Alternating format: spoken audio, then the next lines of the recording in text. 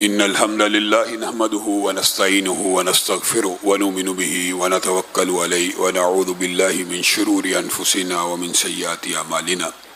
من يهده الله فلا مضل له ومن يضلل فلا هادي له وأشهد أن لا إله إلا الله وأشهد أن محمدا عبده ورسوله أما بعد فإن خير الحديث كتاب الله وخير الهدي هدي محمد صلى الله عليه وسلم وشر الأمور محدثاتها وكل محدثة بدعة وكل بدعة ضلالة وكل ضلالة في النار. أعوذ بالله من الشيطان الرجيم. لقد كان لكم في رسول الله أسوة. تمام قسم کی تعریفات اور حمد و ثنا اللہ مالک الملک کے لیے ہیں جو تمام کائنات کے خالق مالک اور رازق ہیں، جو اپنے بندوں پر بے شمار انعامات کرنے والے ہیں، جو ہمیشہ سے ہیں اور ہمیشہ ہی رہیں گے، نہ جن کی ذات میں کوئی شریک ہے نہ جن کی صفات میں کوئی شریک ہے۔ حمد و ثنا کے بعد لاکھوں کروڑوں درود و سلام ہو اس ہستی اقدس و مقدس پر کہ جن کا نام نامی اور اسم گرامی حضرت محمد الرسول اللہ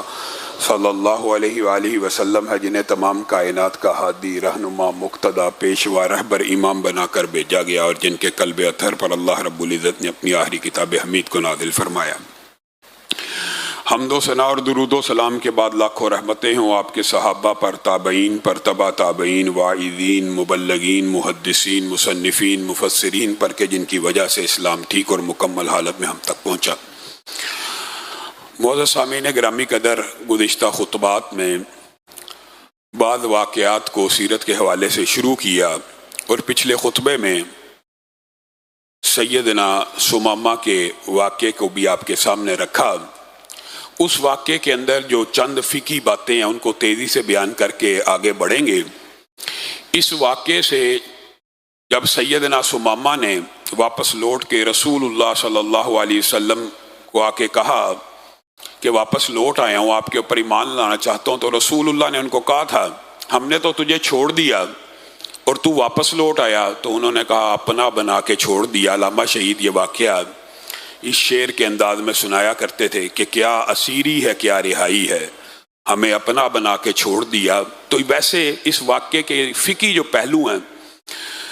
ان میں سے اہم جو بات ہے وہ یہ ہے کہ کسی کافر کو، کسی غیر مسلم کو بوقت حاجت، بوقت ضرورت یا کسی بھی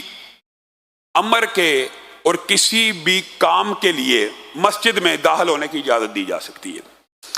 یہ عام طور پہ ہمارے مسلمانوں میں یہ بات ہے کہ حرمین کے اندر کافر داخل نہیں ہونا چاہیے، یہ بات درست ہے،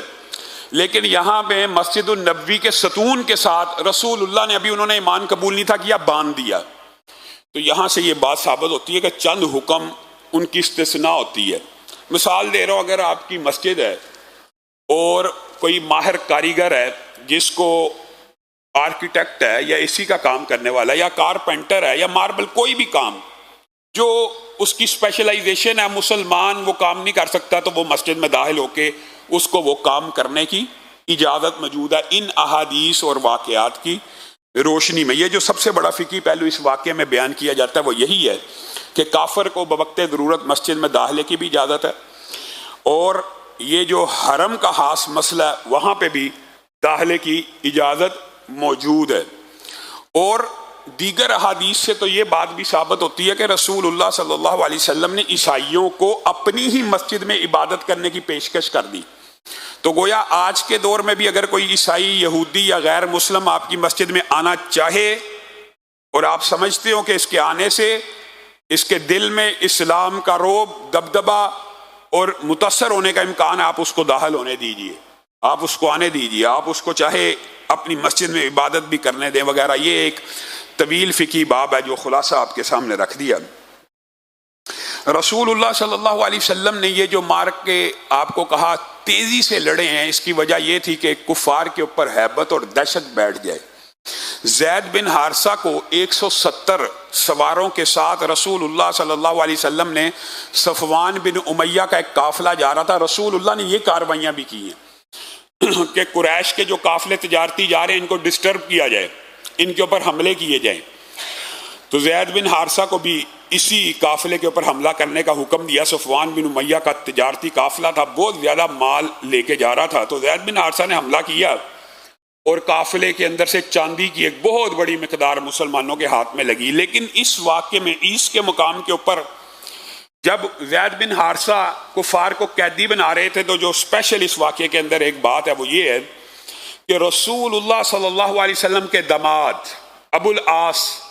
جن کا واقعہ میں پہلے بھی آپ کے سامنے متعدد موقعوں کے اوپر رکھ چکا ہوں کہ یہ وہی ہیں کہ جب ان کو قیدی بنایا گیا تو زینب نے مکہ سے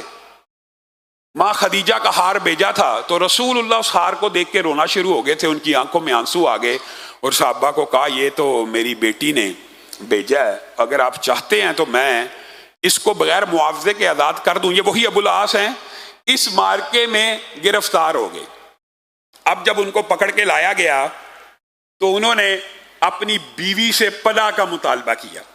جناب زینب سے۔ تو زینب نے اسی وقت اعلان کیا کہ میں اپنے خاوند کو، حالانکہ آپ کو پتہ رسول اللہ صلی اللہ علیہ وسلم نے ان کے بارے میں کہا تھا میں نے اس سے زیادہ سچا اور وفادار کوئی نہیں دیکھا، ابھی حالت اسلام میں نہیں تھے، کہا اس نے میرے سے جو وعدہ کیا پورا کیا۔ جب کہا تھا رسول اللہ نے، آپ کو بتایا تھا کہ زینب کو واپس بھیج دو، تو انہوں نے فوری بھیج دیا۔ آج پکڑ کے آئے ہیں تو کہتے ہیں زینب کو کہ میں ہوں تو تیرا خاوند، مجھے پناہ چاہیے۔ زینب نے پناہ دی تو رسول اللہ صلی اللہ علیہ وسلم نے ان کی پناہ کو قبول کر لیا، زینب کی پناہ کو، اور رسول اللہ صلی اللہ علیہ وسلم نے ان سے پیار اور محبت، رسول اللہ کو ان سے بہت زیادہ محبت تھی، ابھی انہوں نے اسلام نہیں تھا قبول کیا، رسول اللہ ان کا احترام کیا کرتے تھے اور کہا کرتے تھے صحابہ کو کہ یہ کیسا عظیم آدمی ہے کہ جنگ بھی کرتا ہے اور میرے خلاف بھی ہے اور اسلام کو قبول نہیں کیا، لیکن میرے سے جو وعدہ کرتا پورا کرتا ہے، جو وعدہ کرتا پورا کرتا ہے۔ رسول اللہ کو ان سے بڑی محبت تھی، اسی محبت کی وجہ سے اس واقعے میں یہ عجیب واقعہ پیش آیا کہ رسول اللہ صلی اللہ علیہ وسلم نے اپنے صحابہ سے کہا کہ ابو العاص کو جانے دو، ابو العاص کو میں چھوڑنا چاہتا ہوں، اجازت ہے، صحابہ نے اجازت دے دی۔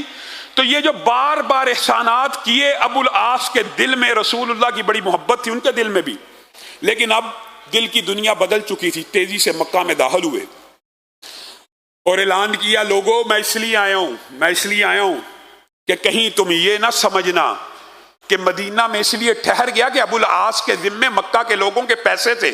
مکہ کے لوگوں کی امانتیں تھیں، اسلام قبول کر کے مدینہ میں ٹھہر گیا ہے اور ہمارا مال لوٹ لیا۔ میں پہلے تمہارے پاس آیا ہوں، ابھی اسلام کا اعلان نہیں کیا، جس نے مجھ سے جو پیسہ لینا تقاضا کرنا ہے تقاضا کر لے، میں ایک ایک پائی کلیئر کر کے مدینہ میں جا رہا ہوں رسول اللہ کے ہاتھ کے اوپر ایمان کو قبول کرنے کے لیے، اعلان کیا۔ اور پھر ایک ایک بندے کے پیسے واپس کیے اور رسول اللہ صلی اللہ علیہ وسلم کی بارگاہ میں آ کے جب اسلام کو قبول کیا تو یہاں پہ ایک بہت بڑا فقہی مسئلہ ہے، فقہی، اور اس کے اندر امت میں بہت لمبا چوڑا اختلاف موجود نہیں، لیکن چند چوٹی کے کبار محدثین نے چونکہ اختلاف کیا، چاہے ان کی وہ رائے شاذ ہے اس لیے بیان کر رہا ہوں۔ ابو العاص جب واپس آئے ہیں، رسول اللہ کے ہاتھ کے اوپر ایمان قبول کیا، ضمنی بات آئی ہے آپ کے علم میں ہونا چاہیے کہ یہ وہی ابو العاص ہیں جو امامہ کے والد ہیں، اور رسول اللہ اپنی اس نواسی سے اتنا پیار کیا کرتے تھے جس طرح حسن حسین کو دوران نماز سجدوں میں طویل کر لیا کرتے تھے، اگر کندھوں پہ چڑھ جاتے تھے، تو امامہ بھی جب نماز میں قریب آتی تھی تو رسول اللہ نے قیام امامہ کو اٹھا کے کیا، پوری رکعت کا قیام اپنی نواسی کو۔ تو رسول اللہ صلی اللہ علیہ وسلم نے ان کے اسلام کو قبول کیا، اور ساتھ میں ایک عجیب جو فقہی باب ہے